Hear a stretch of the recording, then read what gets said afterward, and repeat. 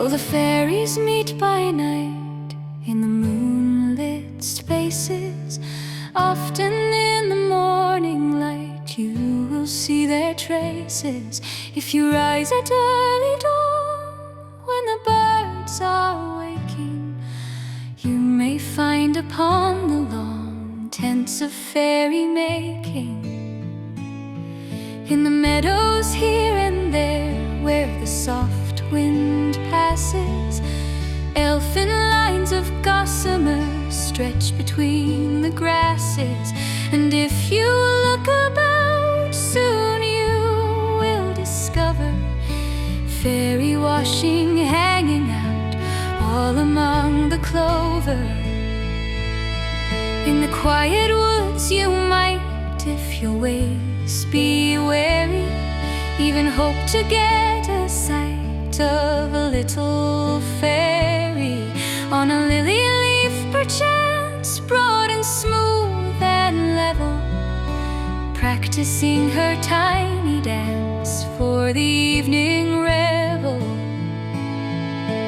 Far in the hills the green loch lies, its constant emerald mocks at the skies. Though they be garmented gray or blue, never the green loch changes hue. For at earliest dawn, when the winds are still, over the brow of the western hill the fairies come in a happy throng, with elfin laughter and elfin song, trooping down to the water's side to bathe in its cool enchanted tide. Over and under they flash about, they race with the shy little silver trout. They twist and tumble and dart and dive till all the lake is alight and alive, and glows with a tremulous sparkling sheen, like the jeweled robe of an eastern queen. But ere the morning has well begun, they all come leaping forth to the sun. They hang for a shimmering moment there, shaking their curls in the warm bright air, while the water drops from their delicate wings and dapples the lake with quivering rings. Then rise like thistledown over the trees and float away on the heather's sweet breeze. They leave not a sign, they leave not a trace, a slumberous calm lies over the place. Only the green, green waters by to tell the secret they never can hide. Of all the birds the fairies love the skylark much the best. They come with little fairy gifts to seek his hidden nest. They praise his tiny slender feet and silken suit of brown, and with their gentle hands they smooth his feathers softly down. They cluster round with glowing cheeks and bright expectant eyes, waiting the moment that shall bring the freedom of the skies, waiting the double sweet delight that only he can give. Oh, kings might surely spurn their crowns to live as fairies live, to ride upon a skylark's back between his happy wings, to float upon the edge of heaven and listen while he sings the dreams of mortals scarce can touch, so perfected a bliss.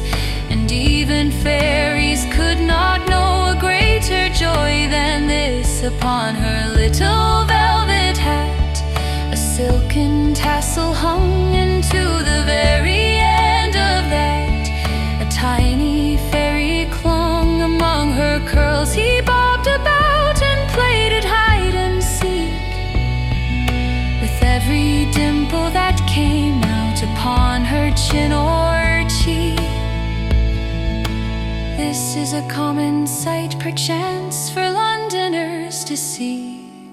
It seemed to draw no curious glance from anyone but me. Along the street I watched her go, serenely unaware, and still he tumbled to and fro. It seemed so strange she should not know.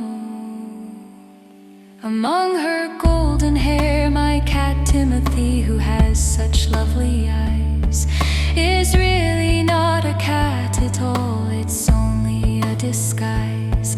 A witch cast a spell on him a long time since and changed him to a pussy cat. But once he was a prince on warm, clear nights, when a big moon is out, he steps into the garden and never turns about, but walks down the path with his quiet, proud air.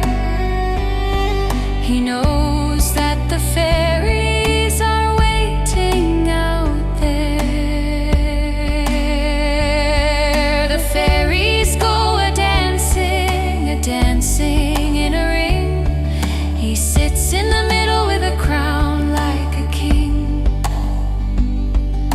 high on a throne in the middle of the grass, and the fairies stop capering to curtsy as they pass.